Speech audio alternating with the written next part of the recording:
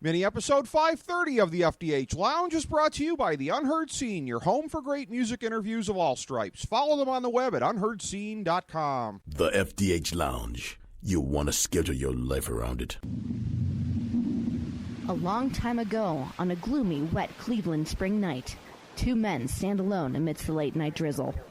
Their voices echo across the vacant station parking lot as they debate the merits of the great American radio show that have been missing for far too long. On that night, an idea was born. That idea became the FDH Lounge.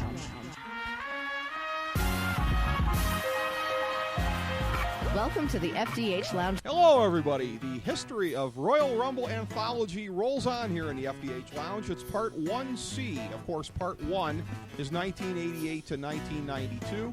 I am Rick Morris here with Kyle Ross, who birthed the idea for this series.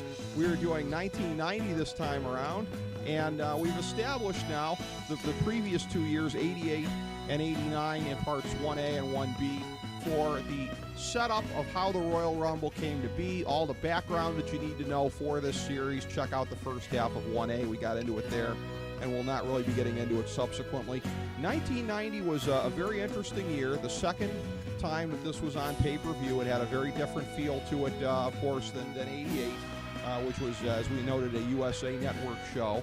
And in Orlando this time around, and Kyle, of the number of things that were curious about this show, the announcers kept bragging about how jam-packed the arena was, the crowd size. They were fetishizing the crowd size, and you couldn't fit an extra person in here if you tried. Tony Schiavone and Jesse Ventura. I'm glad you referenced it was because Tony Schiavone called the show. Yes. This is one of two pay-per-views he called with Jesse. The other one being SummerSlam '89. You know what's Jesse funny, was great, always tormenting Tony Schiavone. He was. Here and in the WCW days. But you know what? It was like a home field advantage kind of a thing. Yeah, because on this show, Tony Schiavone was neutered. Tony Schiavone didn't say boo back to Jesse Ventura. In WCW, he just no-sold him sometimes to the point of obnoxiousness. Yeah, which he also did to Bobby Heenan. Yes, he did. Yes, he did. But this was I hate interesting. Tony Schiavone, by the way. I don't know him personally, but I think he's dumb. He wore on me by the end of his wrestling career, but I liked him in places. Remember when Vince Russo brought him back to like TNA in the early part of TNA? Yes. And it was like, Tony, I thought you were one of the best damn play-by-play guys in the business. And I've been madder in life. I know I have. But not over wrestling, I think. I remember looking through that and wanting to jump to the screen and But that was the greatest heel move you could make in 03 because the memories were still fresh of the last couple of years at WCW. The greatest heel move I think there were better heel tactics you could do than put over Tony Schiavone as a good announcer in 03. I don't know because I don't think you're a good heel. I think you just sound like an idiot. Guys like me and you would get an aneurysm from that. But Schiavone was on the call here again. I think you and I agree. Jesse Ventura wearing a Mickey Mouse sweater, by the way. Yeah, not a good look. And who told him to do that? I don't understand that at all. I don't get that. And in very anticlimactic fashion, because it was with Tony Schiavone and not with Vince McMahon or his more famous pairing with Gorilla Monsoon, Jesse Ventura's swan song at the Royal Rumble. This would be the last one that he would call. Yes, he calls WrestleMania 6, and that's the last show he does. He leaves, I think he leaves right before SummerSlam event. Yeah, and ended up having the contract issue with them there and questions about his pay and whatnot. So Jesse was never the greatest analyst, but he was always entertaining. He was. You know, he was one of those guys. He really invented the modern heel announcer, right? You know that JBL has never been up to. You know, I remember getting into a fight with a certain someone back at the Sports Talk Network about. You know, that was on another show about the exploits of JBL. I really enjoyed JBL in his first. Now he's terrible. But because he's just basically saying whatever Vince McMahon tells him to, it's not his fault. He's the voice of Vince. But Ventura was he was great in that he wasn't the voice of anybody. You talk about his Monsoon being his more famous pairing. I always loved when he would torment McMahon. Yeah, and Vince couldn't really say anything back to him. So. But it was what I always liked with him and with Monsoon when they were both at their best. They weren't caricatures of the heel face announcers. Jesse Ventura, more so in his early years, but throughout, would occasionally give credit to the faces when they did something, and Gorilla Monsoon, most famously with Ric Flair in '92, gave credit where credit was due. I like when they're not caricatures of themselves in that way. I also liked when Savage had turned babyface. I guess we are going back to 1988 now, after all. He would always say, I've been on this guy's bandwagon longer than anybody. Yeah. That amused me. Well, that is pretty funny. But, there was... How about the Orlando crowd? Was it... I couldn't find it because I'll be honest with you. I didn't rewatch the undercard of this. Did they keep on, and I'm talking about on the network, the fans segment when Sean Mooney went out in the streets and interviewed the fans? Did they keep that on? I don't think so. I don't remember that. I could be wrong, but I don't remember that. That sounds like something so heinous that I would remember it. Well, you don't remember the gap-toothed woman? Oh, I remember you referencing that. That was not on there. I would have remembered that. It wasn't? She put over what, Jake Roberts?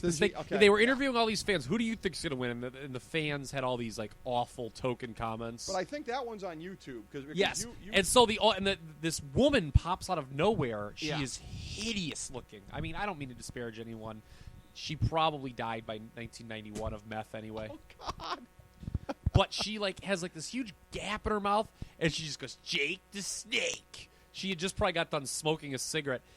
You have got to find this, people. Okay. Well, I talked about it on the old SNSAs. I remember showing the Ryan, and he just laughed so hard. We would just die. You know what would have been the greatest storyline continuity ever? If she showed up freebasing crack with Jake the Snake and Beyond the Mat. Wouldn't that have been something? It would have been. I told you should have gone over the 1990 Royal Rumble.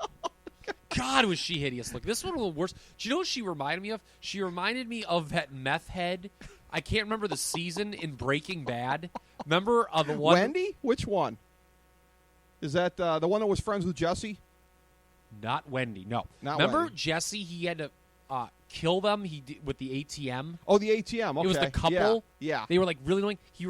This lady reminded me of the woman in that storyline. For Breaking Bad, that's awesome. So, anyway, whatever. That's enough. Let's get to the 1990 Royal Rumble, should we? We should. Not much to say about the undercard.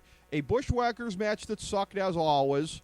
I guess, by the way, the Rougeau's very low on the totem pole. They were on their way out. Yeah. Jacques grew a beard for this. Yes. I don't understand. This was about 15 minutes before he came back as the Mountie, basically. Hacksaw Jim Duggan and the Big Boss Man, unsurprisingly below par. I mean, pretty much what you would expect. Boss Man was a guy who could be in decent matches with a guy who could carry him. Duggan, not so much. Both guys were still kind of over at this point. Duggan was clearly on the downside. Yes. Boss Man was about ready to get a face turn and a big push. Yes. But there was no build-up for this. It was weird that they were paired together. Here's the thing, and I want to point this out about the next match, too, that I'm going to mention. Beefcake and Genius, that was one where they were using it. It was a contrivance to set up. Oh, that served a purpose. Yeah, to get to set up Beefcake and Perfect. Yeah, yes. to get the heat, basically, because Perfect was feuding with Hogan at this time, and it was kind of to put the heat for Perfect on with Beefcake. It was kind of to transition Perfect down. Well, it was, but here's my thought about that. And Duggan Boss Man being a match with no build-up is that, again, we have to remember that 1990, we still had another year or 2 or 3 left before pay-per-views were becoming commonplace, and there was more on the calendar. You could put matches without a program on a pay-per-view in 1990, and people wouldn't crap on it like they would today.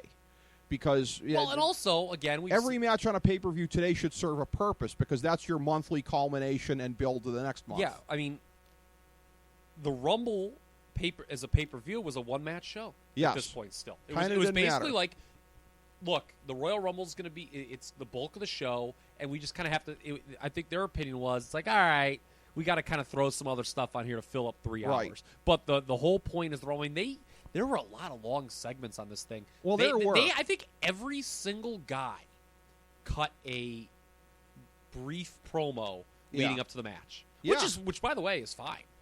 Yeah. But it was huge time for leading up to the match. Yeah. They had half the guys cut it, and then they cut back to Tony and Jesse. Mm-hmm. They're like, all right, here's more people talking about the Royal Rumble. Yeah. I don't have a problem with it. It was just shows just how pretty generic. I mean, how many different ways can you talk about I'm going to win the Royal Rumble? Well, this especially is what when my motivation it's is. Hercules. I mean, I don't think anyone bought that, but at least I mean, I don't have an issue with giving guys TV time to put themselves over. What they do with it is up to themselves. I think my point is it just goes to show what kind of other than the Rumble match itself. Well, the pay-per-views were throwaways in their mind. Since you're talking segments, I'll mention one more before I get to an undercard match that I liked anyways. But the Sherry and Sapphire segment with Brother Love. Again, way too long, hokey, horrible, time-filling match, overacting. Would be on Raw today. Yeah, complete gaga. Yeah, this is in the same vein as the so this continues our Bravo bench press, Rude Warrior pose down. Although the Bravo thing didn't really do anything, but this did, and I don't like, and unlike Warrior Rude, I don't like where Sapphire Sherry led us to. Yeah, led us to the mixed tag at WrestleMania, but it had a purpose. I mean, whether or not it was entertaining and too long is, we talked about this during the History of WrestleMania anthology. Total one-match show. But if somebody puts a gun to your head and says, what's the second biggest match on the show? It was Savage and Sherry against Sapphire and Dusty Rhodes. Now, which is sad. Yeah, it is. Now, well, again, I don't like that WrestleMania. You could have done the same program with Savage Rhodes, which would have been a legitimate 1A match on a pay-per-view at WrestleMania. Savage Rhodes, in and of itself, would have still been a big deal in 1990. Yeah, you're right. But so again, the use of the women was it was horrible. It was horrible. The other match too, again, Brother Love had run his course by this point too. It was a caricature of a caricature at that point. You and I will probably always disagree on the merits of one Ron Garvin, but Garvin Valentine, this is kind of a famous match on the undercard, a very hard-hitting match. Famous for the pinfall attempts. Yes. Because everybody remembers that. Look, it was overdone. It was infamous, way overdone. I think is infamous. The term. Well, yeah, maybe that's why you didn't understand where I was going with it. I should have used the word infamous.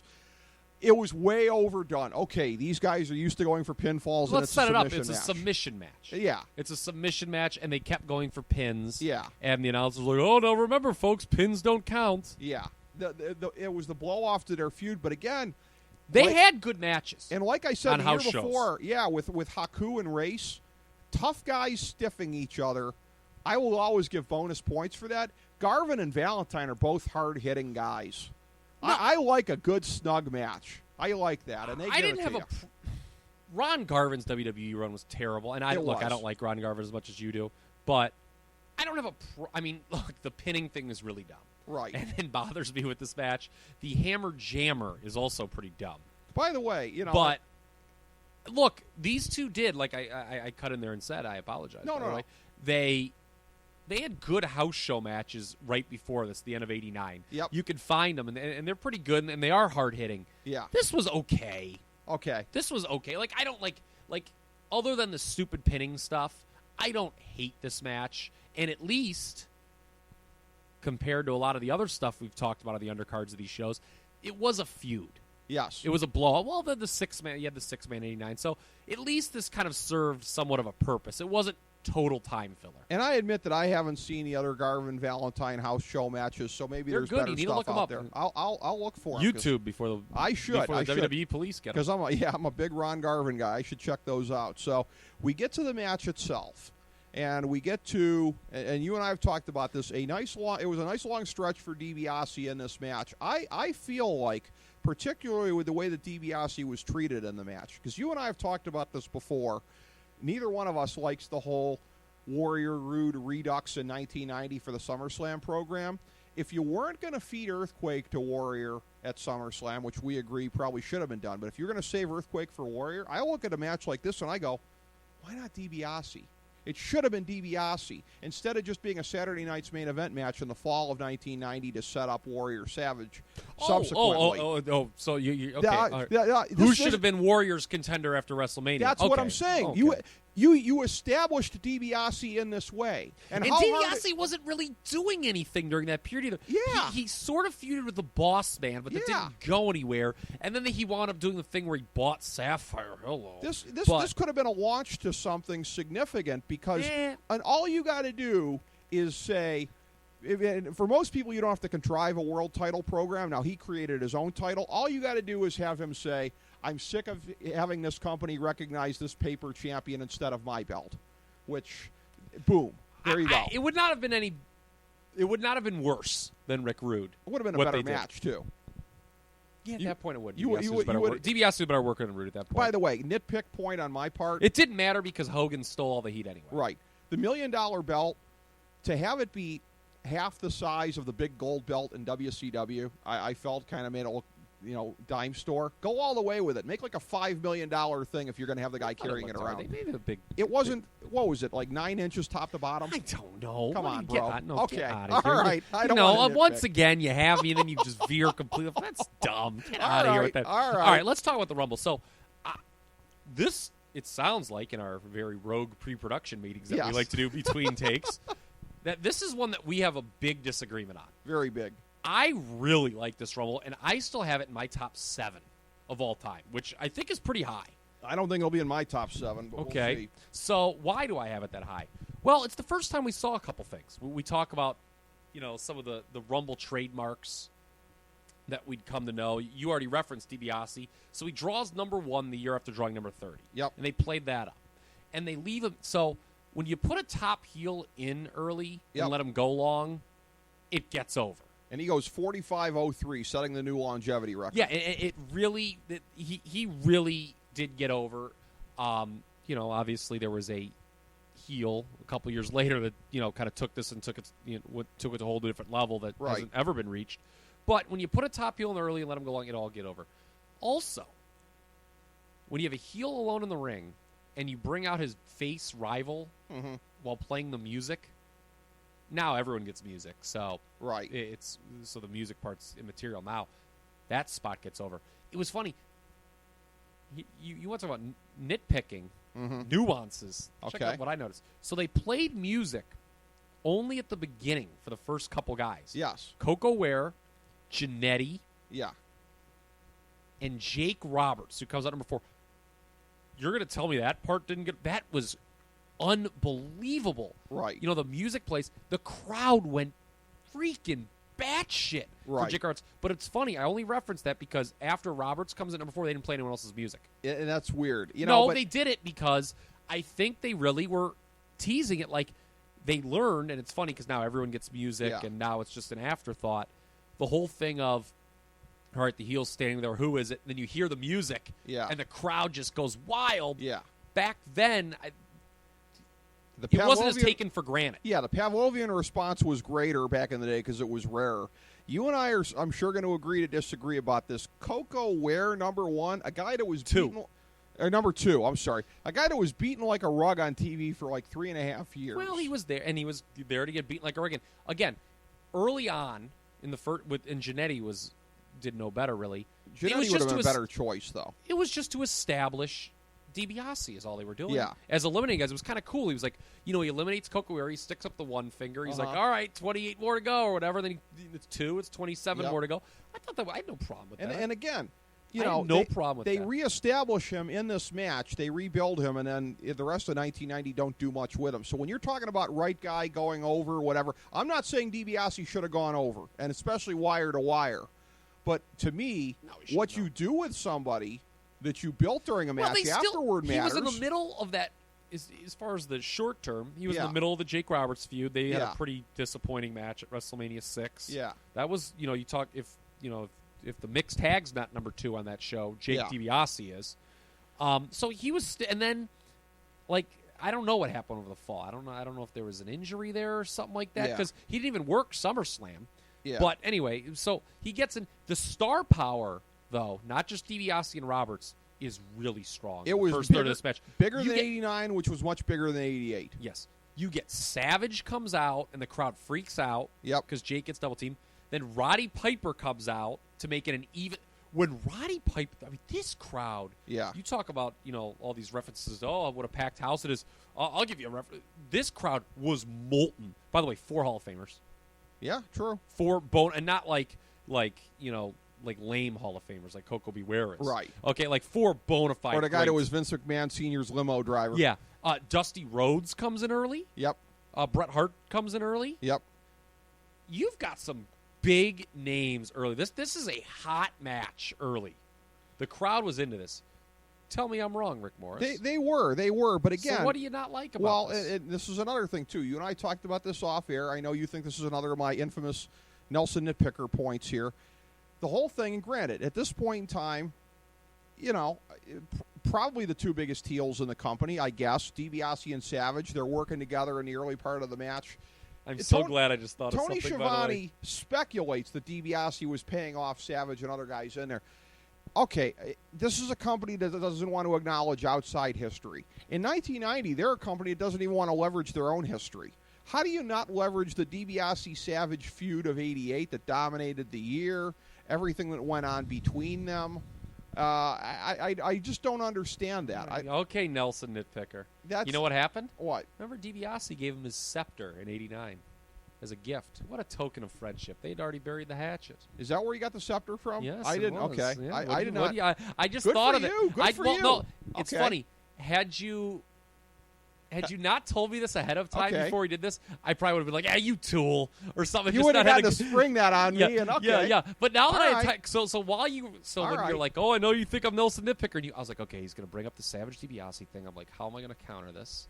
And also, he played. He also was doing this too, which I enjoyed. All right. Well, you got the better of me on that. Well played. Yes. All right. Well played. What do you played. got to say about that? I got nothing. You got me on that. What do you got to say about the great history of the WWF? I still would have liked to have heard the announcers put that over. Like they were once big rivals, Tony but Schiavone wasn't there. He didn't know. Because nobody ever knows anything from what beyond their starting date in the company. Okay, well that's more continuity, I suppose. You talked about Piper. His segment with Bad News Brown set up their WrestleMania match. Yeah, that was a new spot too. The Yeah. whole, a guy's eliminated and he pulls a guy out. Yep. That felt like it was a big thing. It was pushed as a big Right. thing. That was another disappointing match at WrestleMania 6, by the way. But that was something there too. But that was another thing too of like a classic example of like two guys that needed somebody to help lead them to a good match. Yeah, like Piper and Lawler together. Who didn't know that was going to be a train wreck at King of the Ring '94? You know what I mean? Piper and Bad News Brown. Not sometimes quite two the guys same just don't level. work. Yeah, sometimes guys just don't work together well. Well, even if they're good separate. If they're but good again, separately. like Piper especially was such a punch and kick kind of guy. He needed more than Bad News Brown to be lifted to a good match. You know what I mean? It probably didn't help that he painted half of himself black. That too, yeah. Doing the whole. He was Michael Jackson before it was Michael Jackson. Jackson. Yes, we can't speak to Bad News anymore, but he probably would tell from the grave, he would probably tell you that he didn't care for that. And from what I've heard from shoot interviews, he most assuredly did not. More Nelson nitpicker stuff. I told you off air, I don't like this. Andre was not referenced as WWF Tag Team Champion when he came to the ring. Demolition did attack him when they got in there, and they referenced it with the Colossal Connection with Haku subsequently, but not the tag team titles. Never mentioned that. I don't know why. Why are you afraid to mention? Because I wonder, when did that air? That's why. It happened in December of 90. Well, is that when it was the match actually happened or when it aired? When it happened. Now, this is a month That's later. The thing. The leg couldn't have been that bad, could it? I'll have to look that up. That may have been a thing. Well, but they was referenced... this in the middle of January? I don't know the dates. Like the middle of January. Should I bring this up? I'm going to look this up. Schiavone subsequently referenced Demolition wanting a piece of Andre, which tells me it's that Andre was already the champion. They were acting like Andre... the Royal Rumble 1990 took place on January 21st, 1990. What do you know? This is so pathetic that I remember this, but it would be like December 13th or so. I think in like Huntsville, Alabama. I can't even believe I'm spitting this out to you. Okay, let's see if I can get an air date on this. Okay, and I assume you're on the History of WWF website, which is it's indispensable. To be honest with you, God. To be honest with you, free plug to them. To be honest with you, I'm trying to be real cheap and just going to Wikipedia. Okay, well that. I don't know if you're going to find it there. Shown on obviously ye have little faith, Richard J. Morris. It's R. I don't know where the J comes from. I don't know. I'm going to keep calling J you that. It's kind of more entertaining, yes, though. Yes. It is. I'm not going to lie. It's more entertaining than my real name. What shown on TV December 30th. Okay, well... So 3 weeks. So they were walking the middle... there was a 3-week thing. I don't know. Maybe their audience... So they were walking the middle ground. I don't know why you would... You're right. I don't know why you wouldn't put it over. Okay. All right, it was dumb, but I don't think it matters. They were walking the middle ground of they're involved with one another, and if you were there in the arena that night, we're not going to insult your intelligence. But, okay, so that's why they never referenced it specifically. Still seems stupid to me. Rick Rude comes out a little bit before it reaches 0 on the countdown, and ultimately Shivani and Jesse didn't know what to make of it, and they never settled it. Screwed up. Okay. Bryce screwed up. Time cue, maybe. But they were both like, well, I don't know what happened there, and they never cleared it up. Well, wait a minute. Well, we're also skipping over something very large in the match. That was after the Hogan Warrior thing, right? That was, yes. but I mean, I figured we'd get to. Okay, you're being very I'm mentioning silly tidbits here. These okay. are if these are the reasons you don't like this no, Rumble, you are a damn fool. They're not the reasons I don't like it. I'm just these are just on my list. The of middle notes. third dragged a little bit. It dragged. Rhodes eliminated Savage, so that was building on the feud that I think the feud started earlier in the card, right? There was there had been no tension between those two at all before the show. Yeah, so I mean. Basically, I'm sort of doing a Royal Rumble type thing here of clearing out the ring so that we can focus on Hogan and Warrior, because I think we've touched on, aside from the way the match ended and aside from the spot that we're going to get into, I think we have now cleared out most of the other brush we had to get through. Yes. So the Hogan Warrior thing. Yes. So the middle third drags a little bit. Yes. Warrior comes in first. He's the guy who gets to eliminate DiBiase. Right. Hogan's in there, comes in too, and they both clear the ring. And it's just those two. I defy you, other than Flair, the moment Flair wins the 92 Rumble, of naming a better Royal Rumble moment than Hogan and Warrior clearing the ring, turning around, and looking at each other. It's a great moment. It's unbelievable. As a child, it was Markout City because... It's funny, we've talked about how, obviously now the Royal Rumble is the start of the road to WrestleMania. Right. And this is how, in this instance, in a match where you had the actual world champion participating in the Royal Rumble, he goes over, of only course. time the champion ever and won. probably the only time you'll ever see a world champion win the Rumble. This is how they birthed the big angle for WrestleMania 6. Yes. And I thought it was brilliantly done. The crisscross of doom was a little laughable. That was a little much, especially because neither of them ever did. Either Hulk Hogan or Ultimate Warrior ever do a crisscross in any other match. Probably not. Well, here's the other thing too, and that they did a little bit to set up before this, because each of them in the interviews before the match name checked, among others, the other one. Yeah, and I'm wondering, was that? I guess that wasn't just for Coliseum video. I wonder if that was because, leading up to the event, the thing, I'm taking myself back to being 9 years old and it being 1990. There was no build-up between the two. They were just they were just the two most over guys in the company. No, but here's the thing, though. And again, the company has always been big on conditioning the people for whatever. We see in 2015 trying to condition people to accept Roman Reigns has its limits. But at that time, everything happened with conditioning, and most of the time it was successful. And they wanted to make sure when it happened that people wouldn't be like, oh, it's Hulk Hogan and I don't think Bushwhacker Butch. We know who's going to get the better of who here. They wanted to make sure when it happened that we all understood that moment was titanic because nobody had ever been put on Hogan's level on the babyface side before. That had never happened. Did it even need the conditioning? Because it's funny. I remember seeing those promos, and I was like, oh, wow, this is kind of this kind of telegraphed it. I don't think it was even had those interviews had you not seen those interviews beforehand? Had they not existed? You're telling me that doesn't get over? Because the live crowd didn't hear it. It probably still would, but here's the thing, too. We've talked about how much in that era, and granted, bear with me because this is a year or two past where he peaked. But Hacksaw Jim Duggan, the pops that he got, if it was Duggan and Hogan, and they turn around and are staring at each other. It would not have been as big. It's because it was the two guys. The live crowd, remember, didn't see. The live crowd caught on right away. You could hear the, uh-oh, whoa. look who's the two in there. The live crowd didn't see those interviews. Well, I don't know, and that's just the thing here too, because maybe Warrior had gotten to that point by early 1990. He had. I don't think there was any conditioning.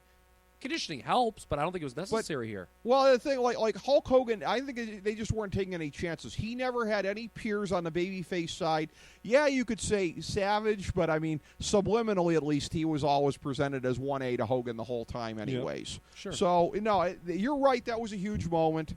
For me, it just doesn't elevate the entire match. But ultimately, it ends with Warrior going out. And similar to 89 with like kind of the Hogan, I eliminated you, but didn't mean to eliminate you kind of thing. Exactly.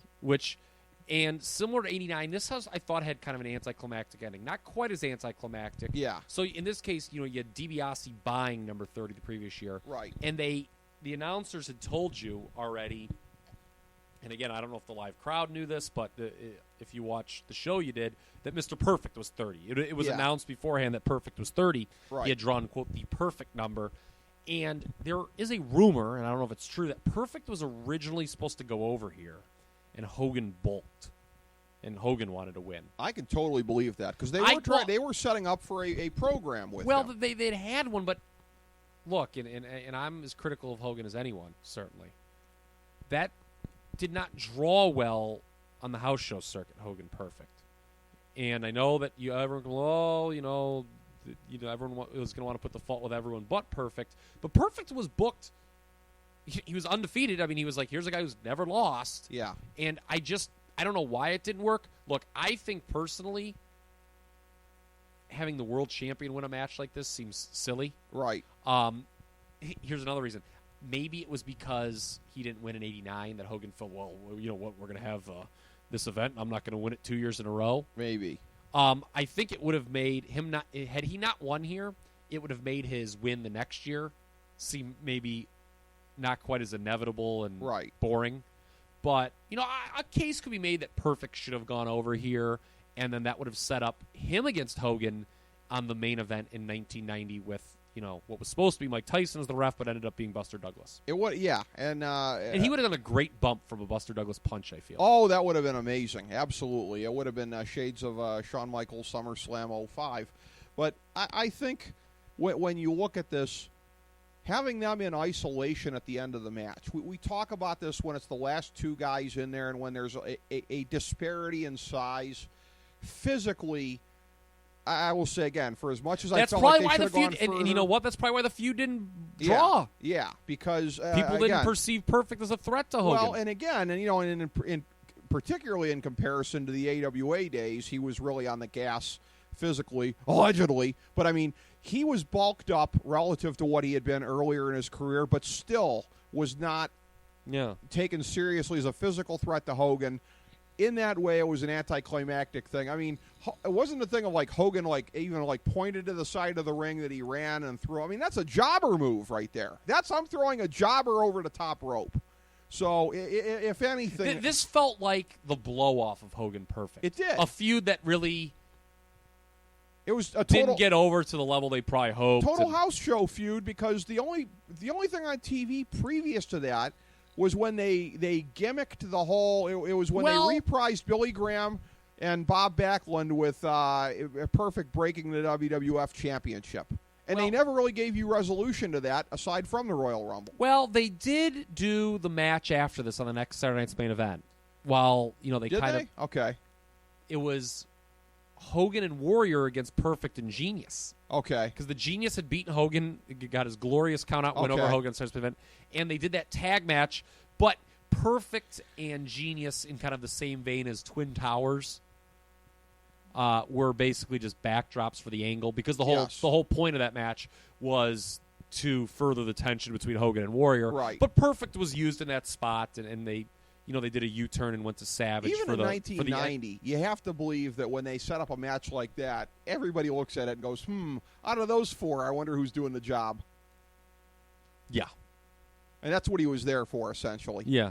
So but I like this Rumble. I don't know what's wrong with it. I think it's really good. And there's a lot of good named guys in here. It just felt like it bogged down in a lot of stretches. When I talk about the great spots the previous year with, say, the Rockers and the Brain Busters. It's not really a great spot. That's just 4 guys that you like.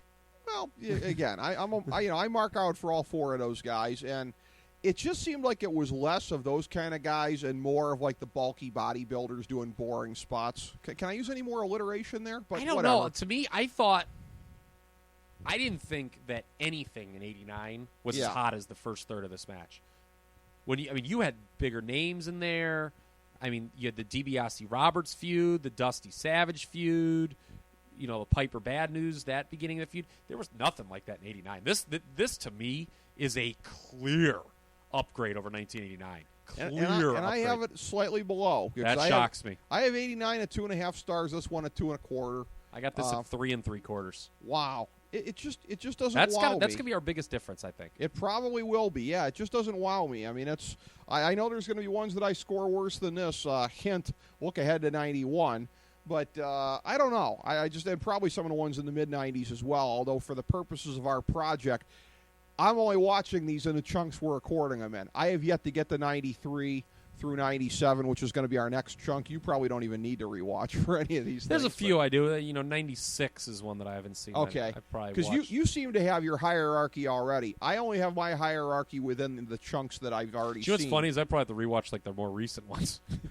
Those are the ones I can never remember. Yeah, those are the ones that are forgettable in a lot of ways, quite frankly. Yeah, this to me is one of the most, it's got one of the most memorable spots, a red-hot first third. I put this in the upper third of Royal Rumbles. Anticlimactic finish, as you yourself admit, though. Yes, which hurts it a little bit. Yeah. The finish hurts it a little bit, but among the pre-2000 Rumbles, this is the second best one. Second best one, wow. Of all the Rumbles that took place before the year 2000, this is the second best one. I have it as the third best in this group alone. I don't know that anything that happened, maybe in the late 90s, there might be. I know everybody dumps on the 99 one, but... And as they should. Yeah, but I don't know, though. If you watch 1999 and think it's better than this one, I will have you sent to a mental institution. I have a real Attitude Era bias, though. I thought I did, too. Uh-huh. All right? Okay. Spoiler alert. I've already watched it again. I actually Okay. watched it again because I wanted to compare... some of the I was writing something about this past Rumble the previous year, and I wanted to write something about the worst Rumbles ever. Right. So I've already rewatched the ones that I consider to be the worst, most people think. And I remember watching that one. And I don't want to get ahead of ourselves. We're just no semblance of order or structure in these whatsoever. It's disgusting. But with 99, so it's sort of like the 99 Rumble. You watch it and you're like, Jesus, was this Austin McMahon thing over? Right? Yeah. And then the rest of the match happens. Right. I am telling you, thing sucks. Well, the other thing, too, for everybody that thinks... Not the worst ever, but it's very close. Well, for everybody that thinks that Russo and Ferraro lost their fastball when they went to WCW, I'll admit, when you rewatch 99, you realize it was already starting before they left there. They had peaked a little bit before they left WWF. I think no question about it. Yeah, absolutely. So... But we'll get to those ones subsequently. But 1990, yeah, I'll be surprised if I have it rated anywhere near historically high as you do. I don't know why we differed on this one as much. I want to keep in mind if this is the biggest difference we have. So I've got it 3 3/4. You have it 2 1/4. That's a star and a half. That's a star and a half. That's a pretty big difference on a match. That is. Well, I don't think we're going to differ as much on 91, but we'll see. That's going to be the next one coming up in the series, obviously. As we bring the show to a close, we would like to extend our deepest gratitude to NBC, CBS, ABC, Fox, all Clear Channel affiliates, TNT, TBS, USA, UPN, Deadspin.com, YouTube.com, YTMND.com, MySpace.com, various blogs, Fox News, CNN, CNBC, MSNBC, IamBoard.com, Billboard.com, Google.com, ESPN, ESPN2, ESPN News, ESPN Classic, NBA TV, NFL Network, Sports Time Ohio, Athlon Magazine, Comedy Central, Cartoon Network, The Boomerang Channel, QVC, BET, The Spice Channel, Steno Notebooks, Manwich, Papermate Office Supplies, waitresses, strippers, bartenders, garbage men, janitors, microwave popcorn, the writers of The Office, Scrubs, Entourage, My Name is Earl, Oz, Metalocalypse and the Boondocks, Aquafina, and the Periodic Table of Elements.